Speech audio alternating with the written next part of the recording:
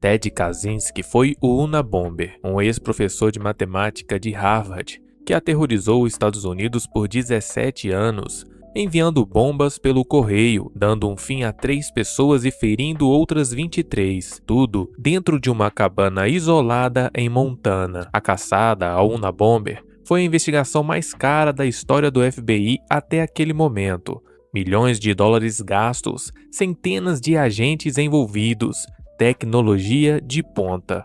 E no final, quem pegou Ted Kaczynski foi a coisa mais antiga do mundo. Um irmão que reconheceu o jeito errado dele escrever. Em 1995, o Unabomber fez uma proposta. Se o New York Times e o Washington Post publicassem seu manifesto de 35 mil palavras, ele pararia com tudo.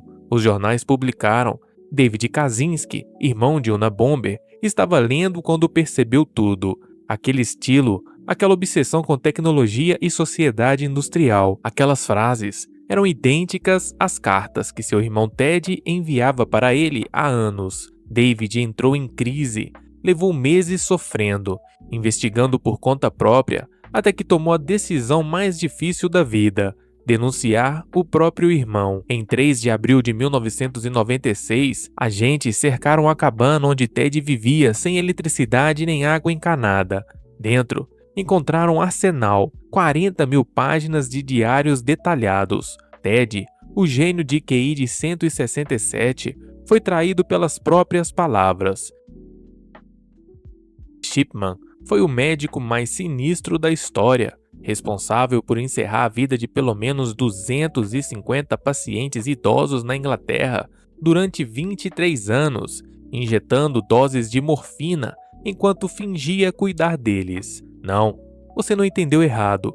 250 pessoas perderam a existência nas mãos dele. Um médico respeitado, confiável, ele ia nas casas das pessoas, tomava chá, conversava sobre a vida e então injetava morfina suficiente para dar fim a um cavalo. E ninguém suspeitava de nada porque, bem, ele era o doutor. Quem questiona um médico? Shipman foi preso em 98, mas não por causa dos seus crimes. Foi por ganância pura. Ele forjou o testamento de uma ex-prefeita de 81 anos, deixando muito dinheiro para ele. A filha dela, que era advogada, imediatamente percebeu que aquilo era falso. O testamento tinha erros de digitação, estava mal feito, testemunhas questionáveis. Ela foi direto na polícia. Quando investigaram, encontraram níveis absurdos de morfina. Aí, a ficha caiu. Começaram a exumar outros, e mais morfina, e mais. O padrão era sempre o mesmo: mulheres idosas sozinhas em casa, que partiam pacificamente logo depois de Shipman visitá-las. No julgamento, ele negou tudo com frieza assustadora. Foi condenado a 15 prisões perpétuas. Em 2004, ele deu fim à sua própria existência. Nunca explicou por que fez isso, nunca mostrou remorso. Até hoje, ninguém sabe o número real de vítimas. Andrei Chikatilo foi o professor soviético que se transformou no psicopata em série mais insano da Rússia, responsável por encerrar a existência de pelo menos 53 pessoas. A União Soviética tinha um problema. Oficialmente, psicopatas não existiam no paraíso comunista. Isso era um problema do Ocidente capitalista decadente. Então, quando pessoas começaram a aparecer sem existência perto de estações de metrô e florestas ao redor de Rostov, o governo simplesmente ignorou. Por anos, Andrei era um professor casado, pai de 2 filhos, membro do Partido Comunista. Ninguém suspeitaria dele. Ele escolhia vítimas vulneráveis em estações de trem, levava para áreas isoladas e fazia tudo que não posso descrever aqui. Em 1984, a polícia finalmente admitiu que havia um predador à solta. Montaram uma operação massiva, vigiando as estações de trem. Andrei foi preso, mas liberado porque seu DNA não batia com os fluidos encontrados nas cenas do crime. Um erro médico raro, mas que salvou ele naquele momento. 6 anos depois, em 1990, um policial viu Andrei saindo de uma floresta com manchas vermelhas nas roupas e comportamento estranho. Seguiu ele. Nova prisão. Agora, dessa vez, com a tecnologia do DNA melhor, conseguiram a confirmação. No julgamento, Andrei ficava dentro de uma jaula de metal. Ele gritava tentando fingir loucura. Teve sua pena capital concluída em 1994. Pedro Rodrigues Filho foi o brasileiro que confessou ter dado fim à existência de mais de 100 pessoas, a maioria criminosos e traficantes, tornando-se uma lenda urbana que dividia opinião entre justiceiro e um monstro.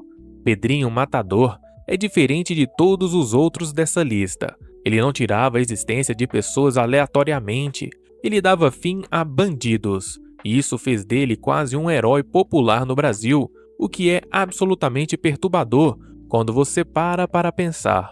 Aos 14 anos, ele fez a sua primeira vítima, o vice-prefeito acusado de ter demitido seu pai. Daí para frente, não parou mais. Seu alvo preferido? Criminosos. Ele dava fim a traficantes, executava todo tipo de bandido. Dentro da prisão, ele mesmo admitiu ter acabado com mais de 47 detentos, mas a captura dele foi quase ridícula. Em 2003, Pedrinho já era famoso, tinha dado entrevistas, virado documentário. Todo mundo conhecia o Justiceiro. E como pegaram ele? Em um assalto à mão armada em Mogi das Cruzes. Ele e 2 comparsas tentaram roubar um mercado. A polícia chegou, Pedrinho foi preso com a arma na mão, feito um criminoso comum qualquer. Nada de glorioso, nada de épico, apenas um assalto fracassado. Ficou preso até 2007, foi solto, mas depois voltou a ser preso. Depois foi liberado definitivamente. Em 2023, foi encontrado sem existência em São Paulo, alvejado várias vezes. A ironia final: o homem que deu fim a mais de 100 pessoas perdeu a existência exatamente da mesma forma que suas vítimas.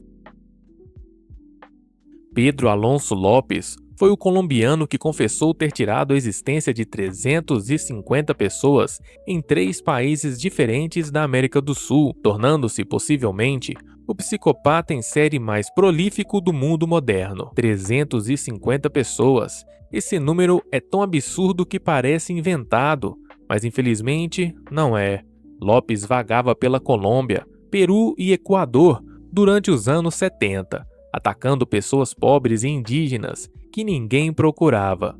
Ele sabia exatamente o que estava fazendo, escolhia as invisíveis da sociedade. Em 1980, uma enchente no Equador revelou 4 pessoas sem existência.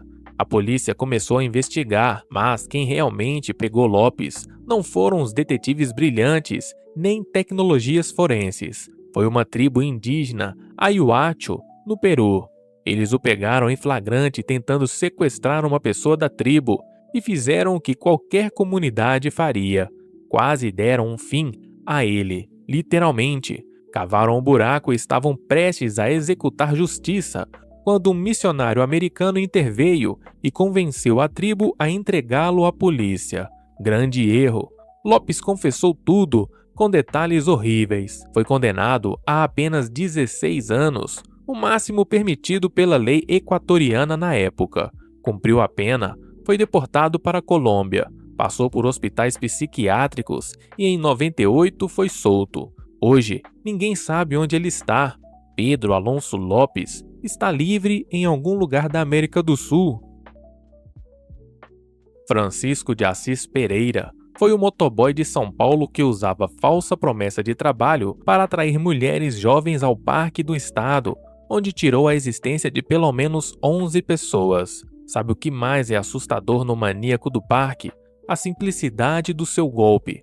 Ele fingia ser olheiro de uma agência de modelo, abordava garotas bonitas na rua e dizia: "Você tem o perfil perfeito, venha fazer um teste fotográfico." E o pior é que isso funcionava, repetidamente, porque ele era convincente, educado, tinha até um crachá falso, falava o jargão correto. As vítimas iam com ele até o Parque do Estado, achando que estavam a caminho de uma carreira de modelo, mas estavam a caminho do inferno. A polícia sabia que era o mesmo criminoso pelo modus operandi idêntico, mas não tinha pista nenhuma, até que uma vítima sobreviveu. Ela conseguiu escapar, correu até uma delegacia e descreveu tudo. Um motoboy, cerca de 30 anos, falava de agências de modelo. A polícia armou uma operação genial, colocaram uma policial disfarçada de estudante na região onde ele atuava. Em agosto de 98, Francisco mordeu a isca, abordou a policial com a mesma conversa. Ela subiu na moto dele. Outros policiais seguiram discretamente. Quando chegaram no parque, Francisco começou a mostrar o local da sessão de fotos. A armadilha então fechou. Dezenas de policiais cercaram ele. Francisco tentou fugir correndo, mas foi logo derrubado. No chão, algemado, ainda tentava convencer os policiais que era inocente. Foi condenado a mais de 270 anos de prisão. Ed Gein foi o fazendeiro solitário de Wisconsin, que após o falecimento de sua mãe em 1945, transformou a sua fazenda em um museu macabro de objetos feitos com restos. Ed Gein não é só assustador, é algo que desafia a própria sanidade. Em 16 de novembro de 57, Bernice Worden, dona de uma loja de ferragens em Wisconsin, desapareceu. A última anotação no recibo da loja era meio galão de anticongelante Ed Gein. A polícia foi até a fazenda isolada para questioná-lo. Ele não estava. Decidiram dar uma olhada, entraram no celeiro com lanternas e encontraram então Bernice sem existência, pendurada como um animal. Aquilo ali era só o começo. Quando entraram na casa, descobriram o próprio inferno. Gein confessou tudo com uma calma aterradora. Foi declarado mentalmente insano e passou o resto da vida em um hospital psiquiátrico. Faleceu em 1984 de causas naturais. Sua fazenda foi incendiada por moradores locais em 1958 porque ninguém queria que aquilo continuasse existindo. John Allen Muhammad foi um veterano do exército que, junto com o adolescente Lee Boy Malvo, aterrorizou a região de Washington, D.C. por 3 semanas em outubro de 2002, alvejando 13 pessoas aleatórias de dentro de um carro modificado, tirando a existência de 10 delas. Outubro de 2002 foi o mês que ninguém se sentia seguro fazendo absolutamente nada. Colocando gasolina no posto, você era alvo. Cortando a grama, alvo. Saindo do shopping, alvo. John Muhammad e seu cúmplice de 17 anos transformaram atividades cotidianas em roleta russa. Eles modificaram um Chevrolet Caprice azul 1990, cortando um buraco no porta-malas para atirar de dentro do carro sem serem vistos. Estacionavam, abriam o porta-malas e Muhammad dava o tiro à distância com um rifle Bushmaster. Depois, fechavam tudo e dirigiam calmamente embora. A polícia não tinha nada, nenhum padrão, nenhuma conexão entre as vítimas, nenhuma testemunha útil. A região inteira vivia em pânico. A captura veio de uma forma quase banal. Um caminhoneiro chamado Ron Lantz estava em uma parada de descanso quando reconheceu o carro que a polícia procurava. Ligou para eles. Em 24 de outubro de 2002, dezenas de policiais cercaram silenciosamente o carro. Mohamed e Malvo estavam dormindo dentro. Foram acordados por policiais apontando para suas cabeças. Dentro do porta-malas, encontraram um rifle e o buraco secreto cortado. Mohamed perdeu a existência em 2009. E você, conhecia todas essas histórias? Responda nos comentários. Se gostou do vídeo, se inscreva no canal e curta o vídeo para mais vídeos como esse.